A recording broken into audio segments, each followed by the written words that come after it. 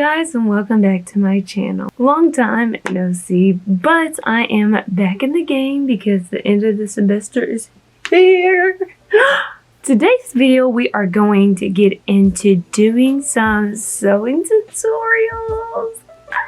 I have been waiting to do this for so long, probably since last New Year's. I said I was gonna start making sewing videos for you guys and just teaching y'all what I know about sewing, and I have not gotten down to that. I don't know why. So I just decided that today was going to be the day that we do that. Like I said, it's been a year, y'all. It's been a year for a lot of people, so things aren't going as planned, but I've had a pretty good year, pretty eventful year. I can't complain. So I mean, hey, we almost made it. There's a lot about me that's changed, but one of the things is really just my physical exterior. I've stopped really doing makeup. I'm not even wearing makeup right now besides mascara, and then I brush my brows. But besides that, I focus on skincare. So maybe I'll do like an upload on that, just kind of giving like an update on what I do, what helped me. And really, I don't know. My room's messed up. I need to do something about that. But back to the focus of this video, we are going to be doing a tutorial, starting with pretty much the basics of sewing, getting to know your sewing machine. So like I said, this is something I've been wanting to do for a while, and I'm excited that we're doing it. So, if you are new, don't forget to subscribe and ring the notification bell so you don't miss any of my upcoming videos to be part of the family. I decided to not try to hit them high notes as much. You know, your girl's been out of choir for like 5-6 years now. I'm ready, I hope you are ready. So let's get on into the video. Woo! Ba-doop. My sewing machine! Many of you are familiar with her by now. Her name is Plain Jane, because, I don't know. I think I just called her that because she's literally just like bland. But, this is my conventional sewing machine. A little bit of background information. This is a Genome 423S. A lot of people don't know about Genomes. They're pretty good sewing machines. I've heard a lot of good reviews about other ones that they carry.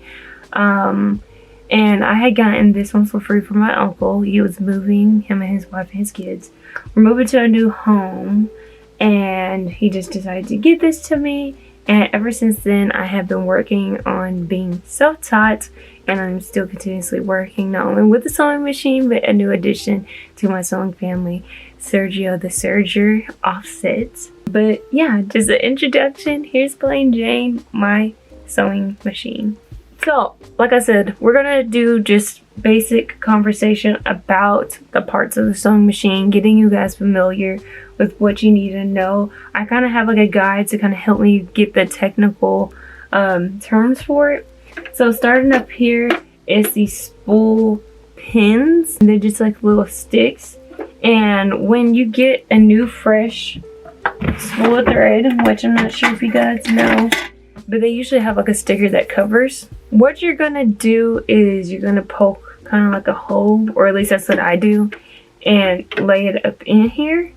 And then when you unravel your thread, it has like a hook and everything. I always leave my thread unraveled for some reason, but it has like a hook. You can kind of like put your thread back in to keep it just, I guess, more organized and compacted.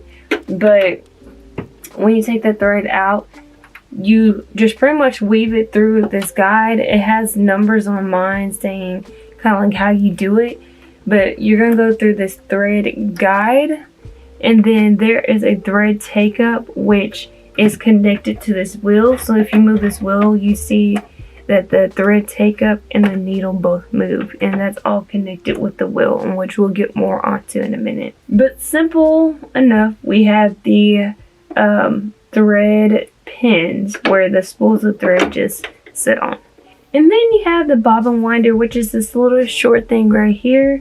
So I also in my little nifty sewing kit have a bunch of bobbin wheels, which this is an organizer made by Singer. It fits all, you know, universal bobbin wheel sizes, so it works for me. But they have empty bobbin wheels that you can buy at Walmart for very inexpensive, and even some pre-made ones.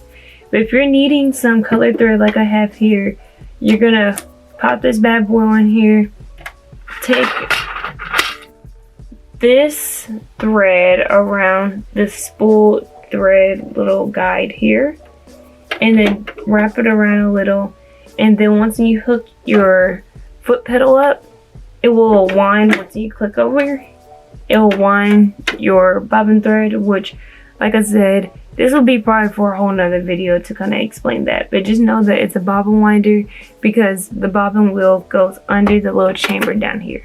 Before I move on into like under the chamber and where the needle is, I want to just talk about the side components here. So you guys probably can or can't see, but there is an on and off button down here, and next to it there is a plug for your foot pedal. Your foot pedal plugs into the sewing machine and into an outlet, so it kind of works off of transmitting energy, of course, from the outlet to the sewing machine to the foot pedal back to the sewing machine kind of deal. I am by no means a scientist, but that's the best way that I can explain it. And then you have your balance wheel, which just rotates, and like I said, it works with the thread take up and the needle down here. Okay, so I adjusted my camera so you can see the entire sewing machine better. My sewing machine has a little ruler system down here, so you can use it as a measurement tool. And then right here you have the reverse lever, and it would have the little symbol that shows that you can reverse. Typically, if you get something stuck or you're just wanting to backstitch, you use the reverse lever, just kind of like pulsing it a little bit, and it'll kind of go back and forth, so you can ensure your stitches. So when I say backstitch your work, that's what I mean. Use the reverse lever to kind of go back and forth until your stitching is ensured. Then I have these two little switches right here. A lot of people tend to have dials, whichever one. They're called switch regulators, and one is the length of your stitch and the other one's the width.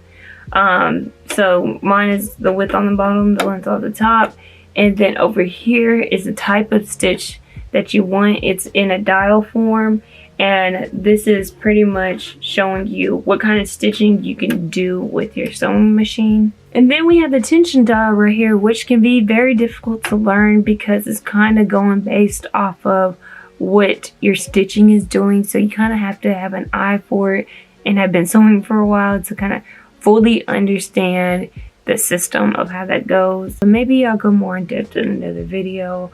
Down here you have your needle. There's a lever on the back. It's the foot pedal. So when you put your material down, you can clamp your material and then it'll help guide and sew.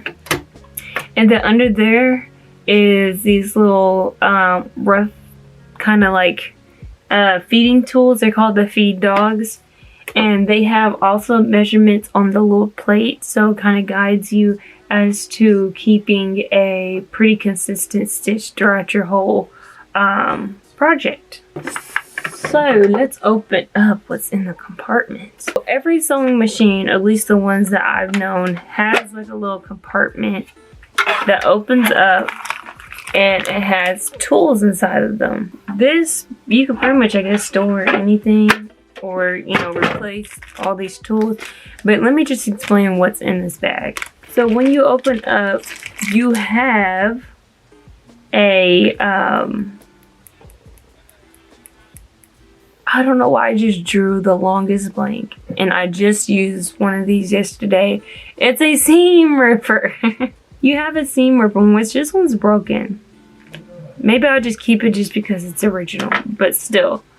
When I said there's a feed dog and a presser foot, they give you other versions that you can use for different kinds of projects. Then there's your oil. You have to give your sewing machine a tune-up each year, at least once a year, from what I know. And here's the oil that is required in the tune-up. I get my boyfriend to do it. He's gonna become an engineer, so get you an engineer. You don't have to pay. And then here's more presser foots. This kind of unlocks the screws. It kind of is like the screwdriver of your sewing machine. So you definitely want to keep this because it fits in those spots perfectly. So yeah, you'll have a compartment, or should have a compartment, that consists of having more presser foots and oil for your machine. It may or may not have an extra seam ripper, but they have affordable ones at Walmart that you can get. Keep blowing up my phone. I had to turn off my phone because if y'all did not hear it in that last segment, like, it was going off. Okay. Continuing. I had this off, didn't I? I don't know why I just put it back on. But let's act like that didn't happen. We have the bobbin compartment down here. Mine is just like a little door. And then inside that door is like this little bobbin wheel holder. It's called a bobbin case, but you know, whatever the case may be. Inside you store your bobbin wheel, and there is a way you weave it through, but I'll make a whole nother video on that. But just know that this is a bobbin case that goes in the bobbin. No, the bobbin wheel goes inside the bobbin case that goes inside the bobbin compartment. And it clicks back in like so. Also, when I said the wheel turns the thread take up and the needle, it also does the bobbin wheel as well. As you can see, around the bobbin wheel, there's like a little twisty thing. That's where the magic happens. It kind of just pulls thread from below, thread from above, and makes the stitch. And then it kind of brings it up. Woo! Let me put that down because I've been clumsy lately. But yeah, it pretty much makes the stitch, and that's where we get what we get when we sew. And just to show you guys, it locks back on. And that is pretty much it. That's the biggest go down that I can show you. I think the very last thing is the foot pedal. If you've ever driven before, it is like driving. The faster or the more you push on the foot pedal, the faster the sewing machine will go. So when you're first doing this, you think you're about to just, don't do that. Lightly press on it and it'll kind of start going. And then if it doesn't kind of go, press on it a little bit more. It really does not take a lot. For me, I go fast when I sew because I'm kind of just used to it. Just like when I cook or bake, I go fast because I'm kind of used to it. I can gauge, you know, what I'm doing. But it's because I'm used to it. But if you're a beginner, do not go fast. You will hurt yourself. There's people who've sewn their fingers just doing crazy stuff. So yeah, be careful when working with a sewing machine or any machine operation. And that is it. If you guys like this video, please give me a big fat thumbs up. Let me know. Should I continue doing this? I feel like I should, and I think I will for a little bit, but definitely give me some feedback down in the comment section down below, because that definitely helps me, you know, just do my videos, think of ideas that you guys will want me to do instead of it just being me just coming up with like crazy mess. Once again, don't forget to subscribe, and I'll see you guys next time.